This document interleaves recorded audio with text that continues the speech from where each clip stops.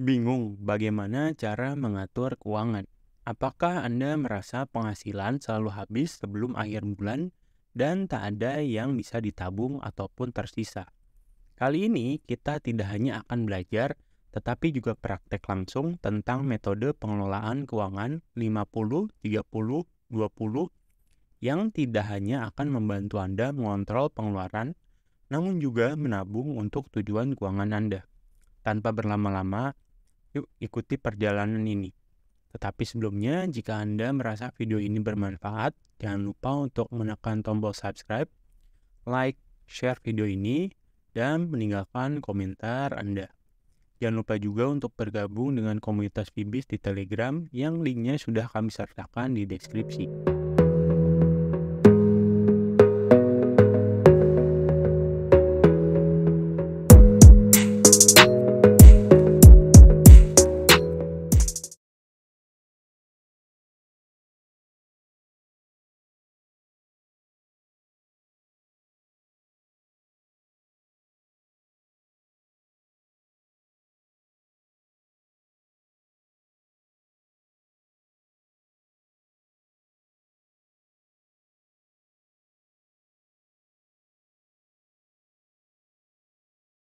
Pertama, mari kita bicara tentang angka pertama dari metode ini, yaitu 50.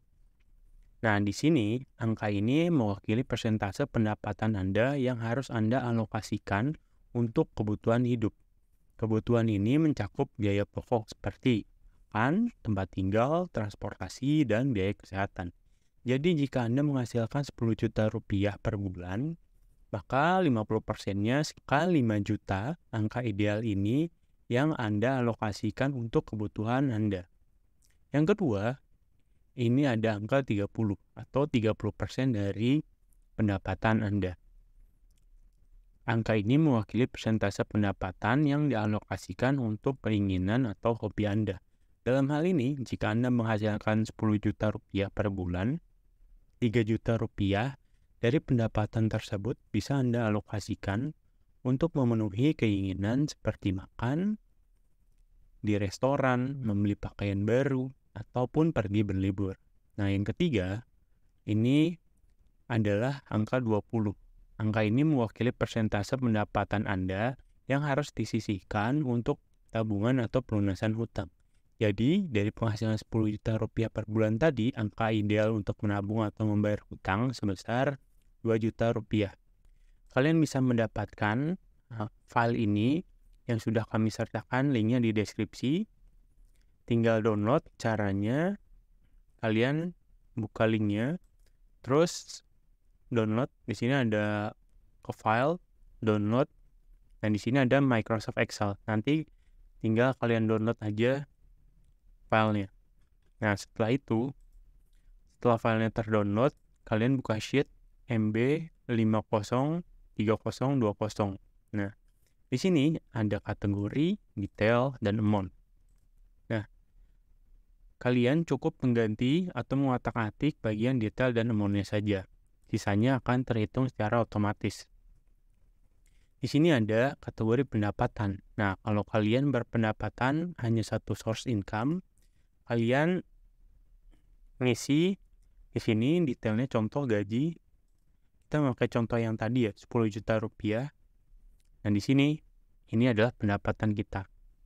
Di sini otomatis terisi di sini. Yang kedua, kalian perlu mendetailkan kebutuhan kalian selama hidup sebulan. Di sini ada kosan yang kita coba isi 2.500.000 karena udah full, seperti ada laundry, AC, kamar mandi dalam. Nah, setelah itu ada kebutuhan lainnya seperti makan dalam sebulan. Kalian hitung-hitung sekitaran 1.800.000. Transport, pulang pergi kantor tiap hari, itu dalam sebulan habis 1 juta. Nah, selanjutnya kalian isi keinginan kalian. Contoh, kita ambil hangout selama sebulan sekitar 2 juta. Shopping, check out belanjaan sekitar 1 juta. Tabungan, nah di sini kita ambil contoh bayar hutang ya, karena hutangnya banyak. Jadi bayar 1.500.000, tabungannya hanya tersisih 200.000 rupiah. Nah, di sini langsung terakumulasi pendapatannya 10 juta, kebutuhannya 5,3 juta rupiah. Perhitungan dari sini kebutuhan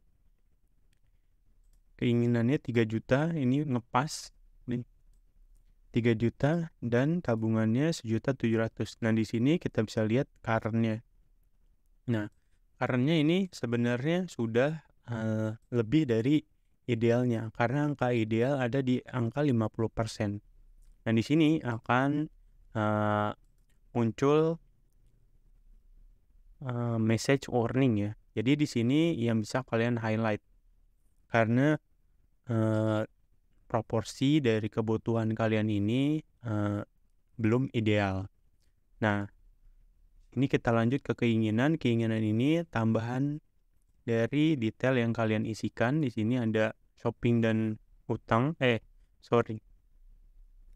Hangout dan shopping yang kalau di total ada 3 juta. Nah, di sini udah cukup ideal ya. Nah, karena sekarang begitu dihitung 30% dan idealnya memang 30%. Tabungan, nah ini tabungannya hanya berkisar 17% atau 1.700.000. Idealnya ini ada di angka 20. Jadi ini juga sudah bagus ya. Walaupun sebenarnya untuk tabungan lebih banyak itu lebih baik ya. Nah, dari sini kita bisa melihat bahwa yang harus kita highlight yaitu di kebutuhan. Apakah ada kebutuhan yang bisa kita pangkas? Contohnya misalnya kosan. Kosan udah dapet AC, wifi, laundry, dekat dari kantor, nggak terlalu jauh, dan juga ada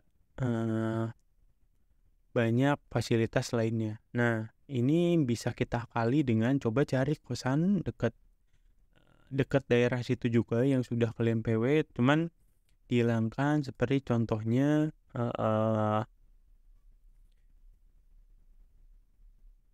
laundry. Nah, jadi laundrynya kalian bisa nyuci sendiri. Nah, misalnya nggak pakai laundry atau memang tetap dapat laundry tapi sedikit lebih jauh. Nah, sedikit lebih jauhnya itu bisa men-trigger kebutuhan transportasi. Nah, jadi pilih coba yang dekat-dekat situ tapi harganya, fasilitasnya minimal sama, yang memang transportnya tidak membengkak. Jadi misalnya kita dapat kosan baru dengan harga lebih murah yang fasilitasnya kurang lebih sama, cuman tempatnya dia ruangannya lebih sempit. Nah, ini bisa banget untuk menghemat ya. Jadi kita mengorbankan sedikit sempit yang tadinya ada lebar, di sini sempit. Nah, di sini kita bisa mengurangi beban kebutuhan. Nah, di sini pengurangan kebutuhan itu akan ada selisih, di mana selisih 500 ini bisa kita alokasikan seperti contohnya menambah untuk tabungan atau membayar hutang lebih cepat. Nah, dari sini kita bisa cek lagi keinginannya apa sih, yang apakah harus sebesar 30% ini. Nah, dari keinginan yang didetailkan kalian bisa lihat apakah ada keinginan yang bisa kalian cut. Contoh misalnya hangout yang tadinya tiap minggu, ambil kita contoh tidak perlu tiap minggu, jadi hanya 2 minggu sekali. Nah, ini let's say mengurangi beban biaya setengahnya. Nah, di sini bisa berkurang lagi ya. Jadi keinginan kalian yang tadinya tiap minggu harus hangout, karena di-cut jadi 2 minggu sekali hangoutnya. Nah, ini kalian bisa saving jadi 1.500.000. Nah, ini bisa kalian otak-atik ya, sesuai dengan kebutuhan kalian sendiri. Ingat, ini hanya untuk menghitung menggunakan rumus 50-30-20. Jadi tidak usah terpaku dengan message yang ada di sini, bagus atau warning. Kalian pelan-pelan aja kondisikan kebutuhan agar bisa mencapai ideal atau di bawahnya Khusus untuk tabungan atau investasi, coba dititik beratkan menjadi lebih banyak. Seperti itu.